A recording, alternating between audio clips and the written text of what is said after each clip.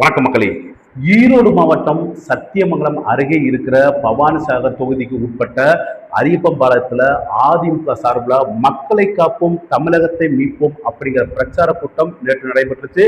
இதுல அதிமுக பொதுச் செயலாளரும் முன்னாள் முதலமைச்சருமான எடப்பாடி பழனிசாமி கலந்துக்கிட்டு பேசினாரு. அதிமுகவை பத்தி தேவையற்ற குற்றச்சாட்டுகளையும் பிரச்சாரத்தையும் திமுக அரசும் திமுக தலைமை பேசிக்கிட்டு வர்றாங்க. முதலமைச்சர் மு.க.ஸ்டாலின் கூட அதிமுகவை தப்பா பேசிட்டு வர்றாரு. அதிமுக பாஜகவோட அடிமை அப்படின்னு பேசுறாரு. அதிமுக சுதந்திரமாக செயல்படும் இயக்கம், திமுக தான் காங்கிரஸ் கட்சிக்கு அடிமையா இருக்குது. 2011ஆம் ஆண்டு திமுக காங்கிரஸ் இடையே பேச்சுவார்த்தை நடைபெற்று இருந்துச்சு.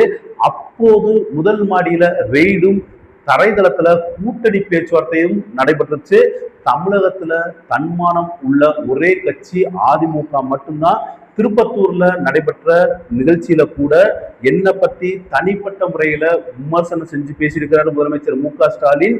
என்னை பற்றியோ அதிமுக பற்றியோ பேசுறதுக்கு மு.க.ஸ்டாலினுக்கு எந்த ஒரு அருகதையும் கிடையாது. திராணி இருந்தா அதிமுக ஆட்சி காலத்துல குறைகள் இருந்தா அதை ஸ்டாலின் சுட்டி காட்டட்டும்.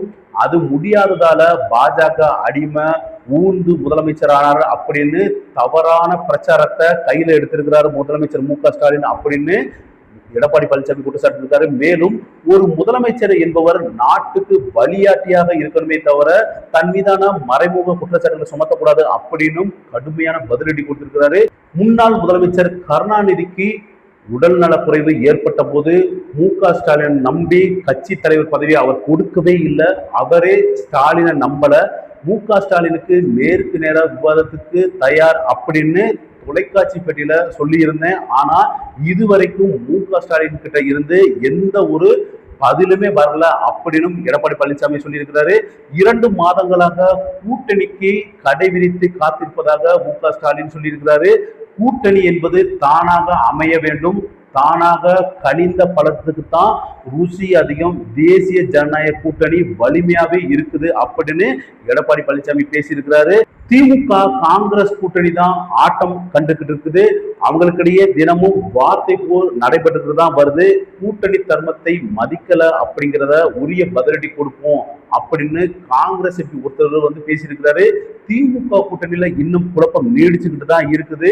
2021 முதல் 2025ஆம் ஆண்டுல திமுக ஆட்சியில தமிழகத்துல 6999 சிறுமிகள் பாலியல் வன்கொடுமைக்கு உள்ளாக்கப்பட்டிருக்கிறாங்க. இந்த சிறுமிகளின் கதறல் மு.க.ஸ்டாலினுக்கு கேட்கவில்லையா? இந்த ஆட்சியில பெண்களுக்கு பாதுகாப்பே இல்லை, மூதாட்டிகளுக்கும் காவலர்களுக்கு கூட பாதுகாப்பே இல்லை. இந்த திமுக ஆட்சிக்கு முற்றுப்புள்ளி வைக்கும் தேர்தல் வரும் சட்டமன்ற தேர்தல் தான் அப்படின்னு எடப்பாடி பழனிசாமி பேசியிருக்கிறாரு. டாஸ்மார்க்ல ஊழல் செஞ்ச பணத்தை கொண்டு வாக்காளர்களை விலைக்கு வாங்க திமுக அரசும் முதலமைச்சர் மு.க.ஸ்டாலினும் முயற்சி பண்ணிக்கிட்டு இருக்காங்க. வாக்காளர்கள் உஷாராக இருக்க வேண்டும். திமுக எதிர்கட்சியாக இருந்த போது பிரதமர் மோடிக்கு கருப்பு கொடி காட்டினாங்க. திமுக ஆட்சிக்கு வந்தது இப்போ வெள்ளை கொடி பிடிச்சுக்கிட்டு காத்துக்கிட்டு இருக்காங்க. கேலை இந்தியா உட்பட்ட பல்வேறு அரசு நிகழ்ச்சிகளுக்கு பிரதமர் மோடியை கூட்டிட்டு வந்து கௌரவப்படுத்திக்கிட்டு இருக்காங்க. திமுக தமிழகத்துல இரட்டை படம் போட்டுக்கிட்டு இருக்காங்க அப்படின்னு பகிரங்கமாகவே திமுக தலைவர் மு.க.ஸ்டாலின் அவர்களை குற்றச்சாட்டு சுமத்திருக்கிறாரு. 2026ஆம் ஆண்டு சட்டமன்ற தேர்தலுக்கான அரசியல் களம் இப்போதே சூடு பிடிக்க ஆரம்பிச்சிருச்சு. குறிப்பாக அதிமுக பொதுச் செயலாளர் எடப்பாடி பழனிசாமி ஆளும் திமுக அரசு மற்றும் அதன் தலைவர்கள் மீது முன்வைக்கும் கடுமையான விமர்சனங்கள் தமிழக அரசியல்ல பெரிய விவாதத்தை ஏற்படுத்தி இருக்குது. ஒரு படத்துல ஒரு பாடல் இருக்குது, இரவினில் ஆட்டம் பகலினில் தூக்கம் அப்படிங்கிறது. உதயநிதி ஸ்டாலின் அப்படித்தான் இருக்கிறாரு. நைட்டு ஃபுல்லா நல்லா ஆட்டம் போறாரு, காலையில தூங்கிக்கிட்டு இருக்கிறாரு. மக்களை பார்க்காமல் தினமும் இப்படித்தான் அவரோட வேலை இதாத்தான் இருக்குது அப்படின்னு எடப்பாடி பழனிசாமி 2 நாளுக்கு முன்பு நடந்த பொதுக்கூட்டத்துல பேசி இருக்கிறாரு. ஈரோடு மாவட்டம் பவானிசாகர் தொகுதி அரியப்பம்பாளையம் பகுதியில அதிமுக பொதுச் செயலர் எடப்பாடி பழனிசாமி தீவிரமா தேர்தல் பிரச்சாரம் பண்ணிட்டு வந்தாரு. அப்போது அவர் பேசும்போது அதிமுக தேசிய ஜனநாயக கூட்டணி தானாக அமைந்த கூட்டணி அப்படின்னும் இது வலிமையான கூட்டணி அப்படின்னும் பேசியிருந்தாரு. திமுக காங்கிரஸ் கூட்டணி தான் 2026ஆம் ஆண்டு சட்டமன்ற தேர்தலுக்கு கூட்டணியா இருக்கிறது சந்தேகம். காங்கிரஸ் ஆட்சியில் பங்கு தர வேண்டும், தங்களுக்கு உரிய மரியாதை கொடுக்காவிடல பதிலடி கொடுப்போம் அப்படின்னு காங்கிரஸ் எம்பி ஒருத்தர் பேசியிருக்கிறாரு. காங்கிரஸ் திமுக கூட்டணி கலக்கத்துல இருக்குது. திமுக இன்னும் காங்கிரஸ் கிட்ட கெஞ்சிக்கிட்டு தான் இருக்குது. ஒரு படத்துல ஒரு பாட்டு இருக்குது, இரவினில் ஆட்டம் பகலில் தூக்கம் என்று. உதயநிதி ஸ்டாலின் அப்படித்தான் இருக்கிறாரு. இரவுல என்ன செய்யறாரு, இரவுல என்ன ஆடுறாரு, பகல்ல தூங்குறாரு, மக்களை பார்க்காம இருக்கிறாரு. இதெல்லாம் போக அவர் என்ன செய்யறாரு, இன்ஸ்டாகிராம்ல ஆட்டம் போடுறாரு, அங்க ஒரு விஷயத்துக்காக லைக் போடுறாரு. நான் சொல்லல, நீங்க தான் அவர் என்ன செஞ்சாருன்னு பார்த்துக்கிட்டே இருக்கீங்களா. இப்படிப்பட்ட நபர் தமிழ்நாட்டுக்கு தேவையா? இவரெல்லாம் துணை முதலமைச்சராக இருக்க வேண்டுமா அப்படின்னு கேள்வி எழுப்பியிருக்கிறாரு எடப்பாடி பழனிசாமி. எப்போது பார்த்தாலும் எடப்பாடி எப்படி வந்தான் தெரியுமா அப்படின்னு கேட்கிறாங்க. நான் புகுந்து வந்தேன், பறந்து வந்தேன் அப்படின்லாம் சொல்லுவாங்க. நான் எப்படியோ வந்துட்டேன்ல, நான் உழைச்சுதான் வந்தேன். இந்த எடப்பாடி பழனிசாமி இறங்கி அடிச்சு ஆட ஆரம்பிச்சுட்டான் அப்படின்னும் நேரடியாவே திமுக மீதும் உதயநிதி ஸ்டாலின் மீது தாக்குதல் நடத்தி இருக்கிறாரு. சமீபத்திய பொதுக்கூட்டங்கள்ல பேசிய எடப்பாடி பழனிசாமி கொள்கை ரீதியான விமர்சனங்களை தாண்டி முதலமைச்சர் மு.க.ஸ்டாலினின் உடல்நிலை குறித்தும் கடுமையான கருத்துக்களை தெரிவிச்சுக்கிட்டு இருக்காரு. தனது கைகளை உயர்த்தினால் விரல்கள் நடுங்காது அப்படின்னு கூறியதன் மூலமாக முதலமைச்சரை மறைமுகமாக அவர் கேலி செய்ததாகவே திமுகவினர் கொந்தளிச்சுட்டு வர்றாங்க. இதே போல துணை முதலமைச்சர் உதயநிதி ஸ்டாலினின் இன்ஸ்டாகிராம் செயல்பாடுகள் மற்றும் சமூக வலைதள பதிவுகளையும் இபிஎஸ் கடுமையாக விமர்சனம் பண்ணியிருக்கிறாரு. உதயநிதி ஒரு இன்ஸ்டாகிராம் முதலமைச்சர் போல செயல்படுவதாகவும் மக்கள் பிரச்சனைகளை விட சமூக வலைதள மோகமே அவரிடம் அதிகமாக இருப்பதாகவும் அவர் குற்றச்சாட்டு சுமத்தியிருக்கிறாரு. எடப்பாடி பழனிசாமியின் இந்த அதிரடி மாற்றத்திற்கு பின்னணியில் ஒரு அரசியல் கணக்கு இருப்பதாகவே பார்க்கப்படுது. தமிழக அரசியல்ல நடிகர் விஜயின் தமிழக வெற்றி கழகம் மற்றும் பாஜகவின் தீவிரமான செயல்பாடுகளால் அதிமுகவின் குரல் மங்கிடக்கூடாது அப்படிங்கிறதுக்காகவே இபிஎஸ் இது போன்ற அப்படிங்கிற தாக்குதல்ல கையில் எடுத்திருக்கிறதாவே அரசியல் ஆய்வாளர்கள் சொல்றாங்க. செய்திகளில் தொடர்ந்து இடம் பிடிக்கவும் தொண்டர்களை உற்சாகப்படுத்தவும் இபிஎஸ் இந்த தனிநபர் விமர்சன உத்திய கையாள்கிறார். பிரச்சாரத்தை ட்ரெண்டிங் ஆக்கவும் எடப்பாடி பழனிசாமி இப்படி செய்யறார் அப்படின்னு அரசியல் விமர்சகர்கள் சொல்லிக்கிட்டு இருக்காங்க. இபிஎஸ்ஸின் இந்த விமர்சனங்களுக்கு திமுகவும் கொஞ்சம் கூட சளைக்காமல் பதிலடி கொடுத்துக்கிட்டு தான் இருக்குது.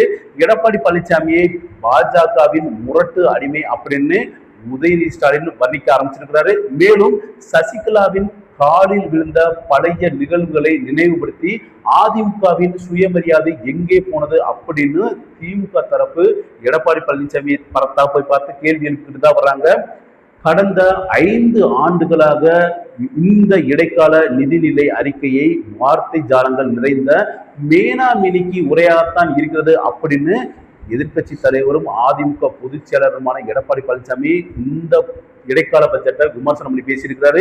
இது குறித்து இன்னைக்கு காலையில செய்தியாளர்களை சந்தித்து பேசின எதிர்கட்சி தலைவர் எடப்பாடி பழனிசாமி என்ன சொன்னார்னா, ஏமாற்று வேலை திராவிட மாடல் அரசு தனது கடைசி பட்ஜெட்டை சட்டப்பேரவையில தாக்கல் பண்ணியிருக்கிறாங்க. தமிழ்நாட்டு மக்களுக்கு அரசு எப்படி காதி குத்தி இருக்குது அப்படிங்கிறத வெளிப்படுத்தி இருக்கிறோம். 2021ஆம் ஆண்டு திமுக அளித்த தேர்தல் வாக்குறுதிகள்ல 4ல் 1 பங்கு கூட நிறைவேற்றவே இல்லை. திமுகவினர் 95% வாக்குறுதிகளை நிறைவேற்றுவதாக பொய் சொல்லிக்கிட்டு இருக்காங்க. அரசு ஊழியர்கள், இடைநிலை ஆசிரியர்கள் உள்ளிட்ட அனைவரையும் இந்த அரசு ஏமாத்தி இருக்குது. அவர்களுக்கு கொடுக்கப்பட்ட வாக்குறுதிகளை நிறைவேற்றவே இல்லை. கடந்த 5 ஆண்டுகளை போல இந்த இடைக்கால நிதிநிலை அறிக்கையும் வார்த்தை ஜாலங்கள் நிறைந்த மேனாமினிக்கு உரையாகத்தான் இருக்குது.